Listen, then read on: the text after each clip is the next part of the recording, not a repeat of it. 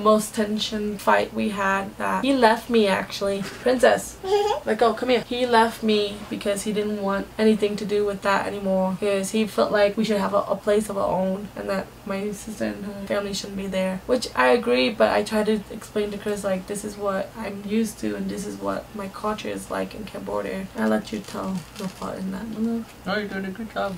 No, you need to tell why you left me.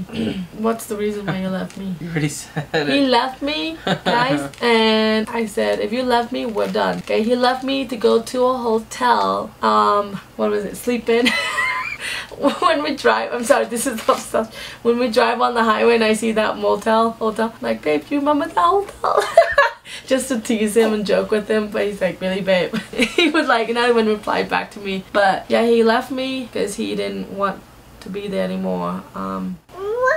Yeah, so I said, if you leave, when you step out of this door, we're done. I talked to the pastor and I told him, you know what, I'm done. This is it. I had enough. I mean, I don't know how to deal in a marriage, and it's hard, but I don't think I like this. And he said to give it a shot, give it a try, because he gave me a scripture. I'm not too familiar to remember with the scripture, but it's pretty much saying that if you leave her, you're pretty much divorcing her, and you guys are still married. I mean, it's not divorcing, but you guys are still married, so you guys are gonna give a foothold to the devil to sin and to be more of sinfulness. And so it went something along the lines maybe like that, but I'm not too sure on how it was said. But then I'm just like, well, I don't want that, you know what I mean? I don't want it to be even though if I'm making it worse, been worse, I already screwed up, so I don't want to do that, you know what I mean, for our spiritual sake. And so, but that's not because of jealousy? No, I'm saying because of like wanting to be with you back and not wanting nothing to do with you. Oh. Like wanting to be with you because of, hey, I took the vow, I did this, did thick and thin, and so it's like I gave up, you know what I mean? Because it was just I felt like it was just too much for me because I wasn't used to it.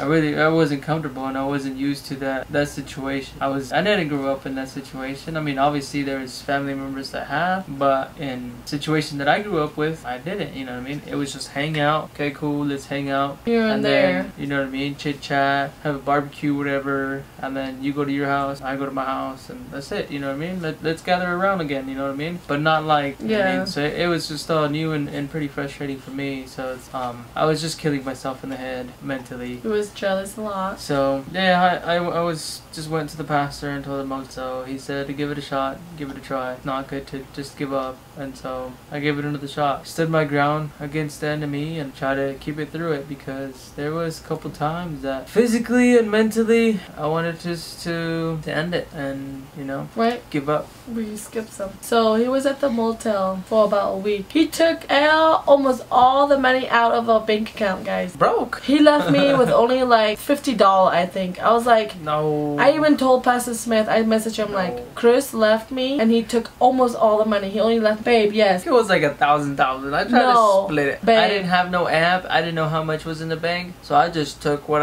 thought it was fair. Okay, if it was 1,000 and you have 500, no, I have 500. we didn't have 1,000 in the account.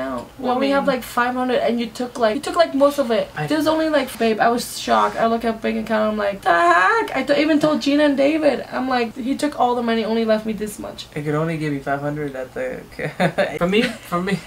for me breaking her trust, it was the fact that it was just hard to pretty much, even though if I was honest, it wasn't. So it was always a bumpy road where we were already married. And no, you skip a lot. So he came to the house, we talked. The pastor and his wife took us to a restaurant. We didn't say about taking us to the restaurant. No, but I'm just trying to shorten the whole thing. Well, this is a life story. I thought you wanted them to know. Yeah, but I mean, I'm gonna edit a whole bunch of things. Yeah, so you're gonna edit things out. I'm just trying to make it You, babe, this is not life. Trying to make it short.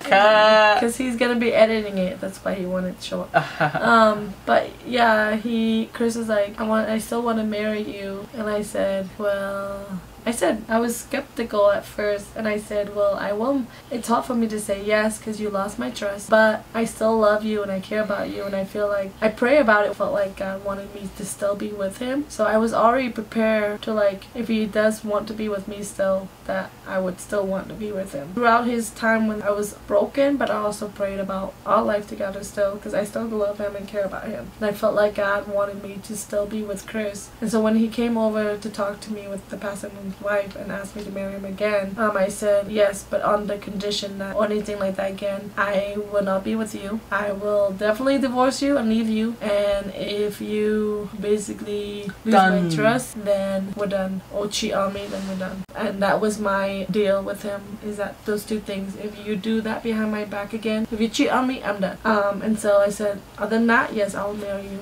So we had our wedding, like, what, a week later, and we had our wedding, and then from there, Yep. So yeah, that's when Chris was telling you we had difficulties. Yeah, we have arguments, we have fights. And then it didn't make it any better because my sister and my brother-in-law and their daughter came to live with us in a one-bedroom housing, college housing in Idaho. They moved from Michigan to Idaho because they wanted to be with me, near me, to support me because, you know, I had no family nearby. And then the thing happened with Chris. So they actually came for the wedding, and then they went back. And when they were here, I asked them if they could move here to be with me, you know, and be, because I wanted family near me. I missed that, and I wanted, you know, that type of relationship with my family. And my sister Gina, she's my birth sister, so it was like this relationship that we had that I wanted to grow even more. So that's when they came to for the wedding, when Chris was in jail, when I asked them if they can move to Idaho and be with me, and they said yes. Oh, you know a lot, my love. Yeah, I have a lot of good memory, babe. So do I, but I'm all over the place. Yeah. So they said yes. They went back to Michigan. They packed up basically, and within like what? Not even a month. About a month, yeah, a month or 2 months. They moved. Something like that. They moved to Idaho, and they didn't have no place, you know. So I promised them already when Chris was with me, and so they didn't even know about me and Chris getting married. But I told them when that wasn't a part of it. When they, yeah, because you wouldn't broke my heart. And then when Chris was so their plan was already going to live with me because, you know, they thought Chris was, but when they were in Michigan, when Chris got married, I told them, hey, we're gonna get married, and they were like, no. They didn't think it was a good idea for me to marry Chris, but if they were like, if that's what you want, please just wait until we get to Idaho, which was in August. But we didn't wait because we just wanted to get married. So yeah, we got married, and kind of disappointed my sister and David, my brother-in-law, because they wanted to be there, but we didn't wait. But yeah, so they were living with us too in a one-bedroom small housing, college housing, and it was in a good idea because we were living in like this couch that you can pull apart to make it into a bed, and then we give our room to my sister and her husband and her daughter.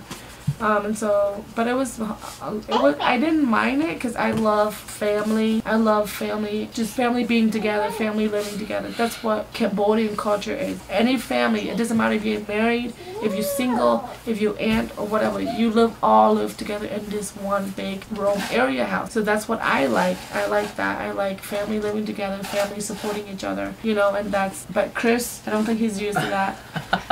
There was a lot of tension, you know, jealousy, tension, him accusing me of stuff that shouldn't have been, because it broke me too, because I felt like my husband, the person of all people in the world, should know who I am, you know, should know my standard, my ethic, who I am, that I love God. I wouldn't do that to him, and I wouldn't do that to my sister Gina, you know. So when he accused me of cheating on him, princess, that was the most tension fight